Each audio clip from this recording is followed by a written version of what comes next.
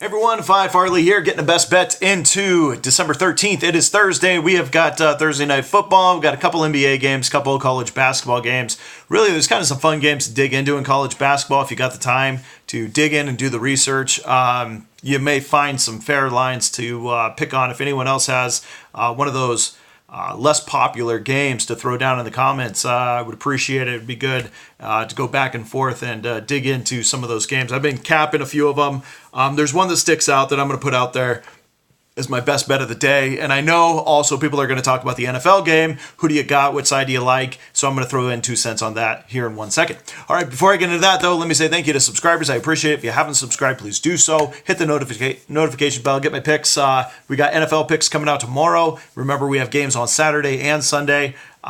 Really big weekend for a lot of teams. So it'll be good to break those down. I already got a couple bets that I already got placed, and so just kind of going through what content I want to put out on tomorrow's video, coming off a 5-0 weekend last weekend. So also yesterday, coming off a 1-point loss, I got it at a push with San Diego and Oregon.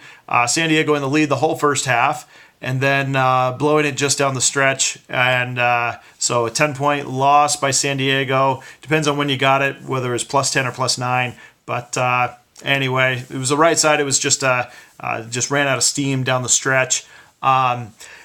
So moving on to today, we have the 13th. First, I'll go into the football game because this is not going to be my best bet. I don't think it's the best bet. I think this is a really interesting line. We're getting a lot of money coming in on the Chiefs side of it.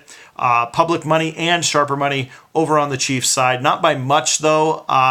You may be getting some of the sharper money over, or some sharp money over on the San Diego side as well, because of the number, the 3.5. It has not budged off 3.5, which I find very interesting. If there was any inclination that this game is not a field goal game, I think the line would move. It would go up to 4, in Chiefs -4, but it's not. Which lets us know those half points are key numbers in this game. It is going to be back and forth. Both offenses can score. Both defenses are suspect. So, that said, the over looks pretty good. I saw weather knock that total down by about 3 points, opened up at 56, down to 53. It's now been bet up to 54.5. I wouldn't mind looking at the over. Even though in these isolated games, I typically don't like to go with overs. So that said, I'm passing on the total. If I had to take a side, it would be the Chargers because I'm getting the 3 and a hook. So it would be with the 3 and the hook. If it were 2.5, I'd probably be over on the Chiefs side. If it were 3, it's a good question. I'd probably go Chargers plus the 3 and because it could be such a close game. I think those 3 points are going to be very valuable. So if you haven't, my take on the Chiefs was very clear in my last video. If you didn't see that for NFL last week, I faded the Chiefs with Baltimore, and I put out there very clearly why. With the loss of Kareem Hunt, Tyreek Hill is still questionable. And then, that leaves just Patty Mahomes, Travis Kelce to move that offense up and down the field. And when you can get it down to just 3 key weapons instead of 4, it really changes the dynamic of the Chiefs. So, all right, so let's move on to the best bet that I have for the day. And we're looking at the hardwood, college basketball, going to San Francisco. Once again, the WCC representing. San Francisco, I actually think, is a little better team than what KenPom has rated as. And they're playing Eastern Washington University, which I think KenPom has a little overrated. So KenPom has Eastern Washington at about a 7.5 points under the average team, yet they keep losing to teams that they should be beating. And that's why I think they have them overrated. I think they should actually be more like 10 to 11 points under the average team. Dropping big games to teams that are pretty close to them. Seattle, North Dakota State, UMKC was actually a close game. Green Bay beating them at home in a tournament game that Eastern Washington was hosting.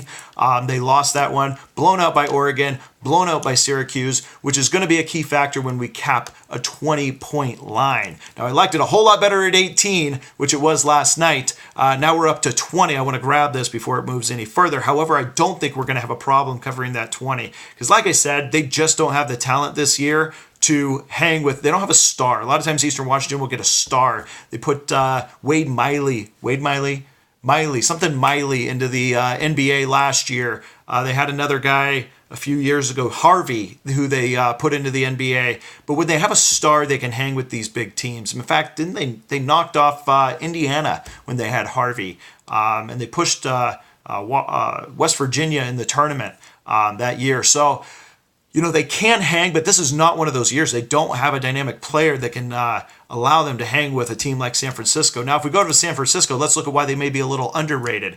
They get an equally rated team like Cal. They beat them by 19. They blow them out at Cal, at Berkeley. Team like Buffalo, they hang with Buffalo is rated quite a bit better than them, about 10 points better than them on KenPom. Stephen F. Austin is another team that is rated better than Eastern, yet they still beat them by 18. And 18 is the opening line for this game. As I cap this game, I want to see that San Francisco can beat these teams by more than 20. Do they push it at the end of the game? And sure enough, they do. Looking at a team like Dartmouth, which is 8 points better than Eastern on KenPom, they beat them by 19 points. Just consistently, we're seeing them beat these teams better than what KenPom would have predicted. So we get this line at 20. I think it should be more like 25 to 27. I think the final score will be closer to a 30-point loss or a 30-point win by San Francisco. So I'm going to lay the 20 here with the San Francisco Dons over the Eastern Washington Eagles, as much as that pains me to do so, because it is my alma mater. All right, so give me San Francisco, today's best bet. Good luck, everyone, and we'll see you again soon.